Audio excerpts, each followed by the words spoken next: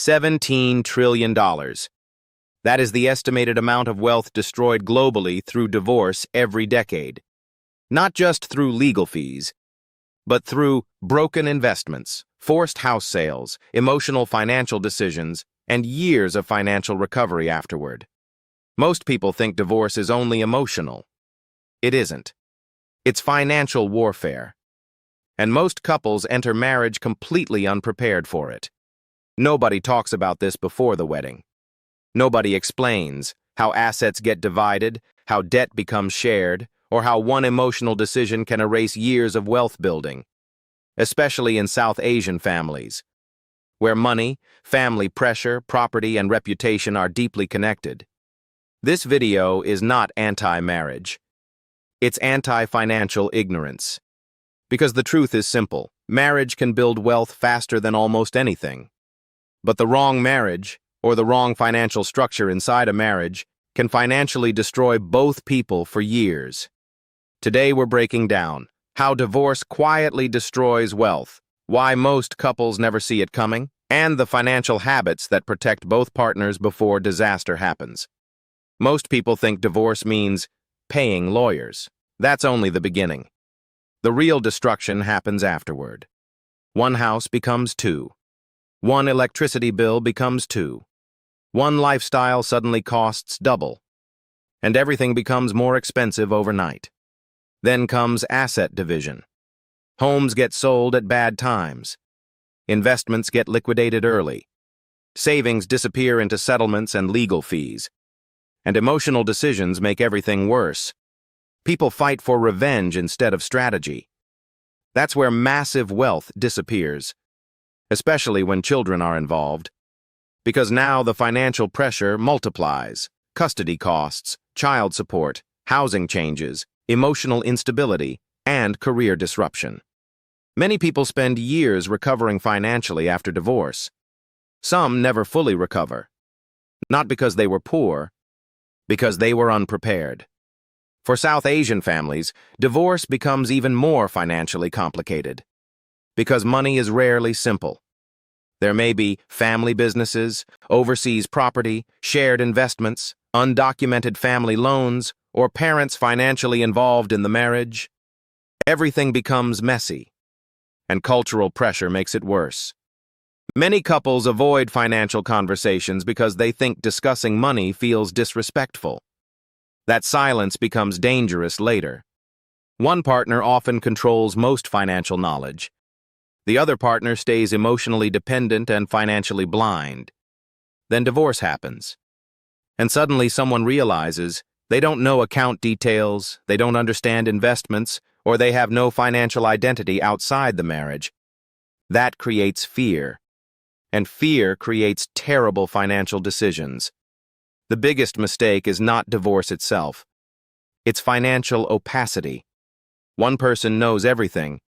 The other knows almost nothing. That imbalance becomes deadly during separation. Every adult in a marriage should know what assets exist, where money is invested, how much debt exists, and how bills are managed. Not because you expect failure. Because transparency protects both people. Strong marriages survive transparency. Weak systems collapse under it. And here's another hard truth. Love is not a financial strategy. Many intelligent people become financially careless inside relationships. They stop documenting things, stop protecting themselves, stop thinking long-term. Emotion replaces structure. That works until life changes. The real killer is emotional decision-making. People destroy wealth trying to win divorce battles, but both sides usually lose financially. Long legal fights burn money fast. Lawyers get paid. Stress increases. Children suffer. And the family wealth disappears slowly in the background. This is why mediation is often smarter than war. Because every extra month of conflict costs money. And emotional revenge is extremely expensive. The smartest people protect wealth first. Ego second. That mindset alone can save years of financial damage. This part is important, especially in South Asian households. Many women sacrifice career growth for family stability. They pause careers, raise children, depend financially on the household structure. Then divorce happens, and suddenly they realize they have weak financial independence, limited savings, weak retirement planning, and little personal investment history. This creates massive vulnerability, not because they lacked intelligence, because they lacked financial positioning. Every woman should have her own bank account, her own savings, her own retirement investments, and understanding of household finances. That is not distrust. That is survival. And honestly, the same applies to men too. No adult should be financially helpless inside a relationship. The biggest victims of financial chaos are usually the children, not only emotionally, financially too. When divorce becomes destructive, education suffers, housing becomes unstable, stress increases, and long-term opportunities shrink.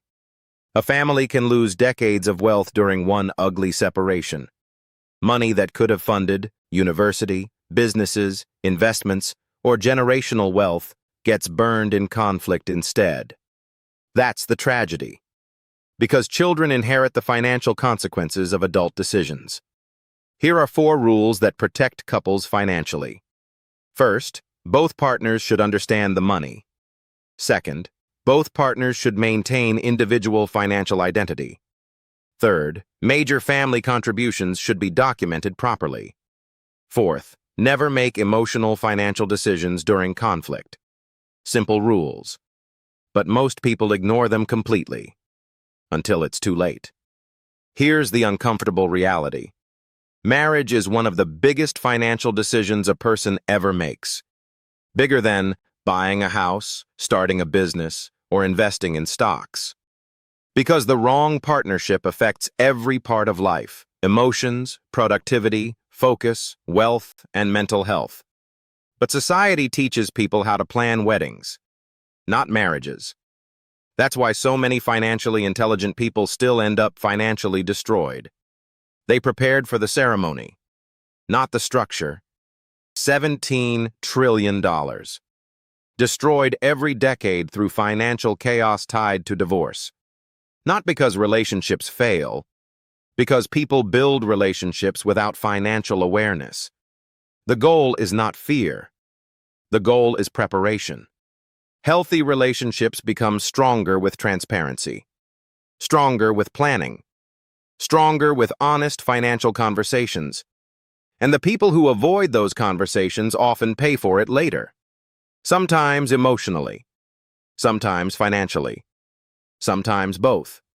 Because marriage can multiply wealth beautifully, or quietly destroy it.